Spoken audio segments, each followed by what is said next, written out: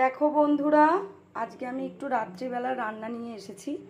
আজকে আমি একটু বড় ডিমের কষা করছি। এই যে ডিমের কষা, আমি আলুটা একটু সবসময় ভাপিয়ে নিই, হালকা করে একটু ভাপিয়ে নিই। আমি ডিমটা এবার ভেজে নেব, তোমরা দেখো।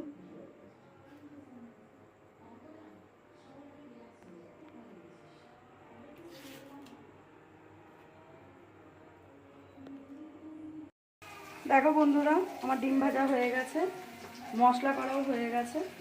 আর এই যে আলুটা ভেজে নিচ্ছি, আলুটা একটু লাল লাল করে ভেজে নেবো, ব্যাস।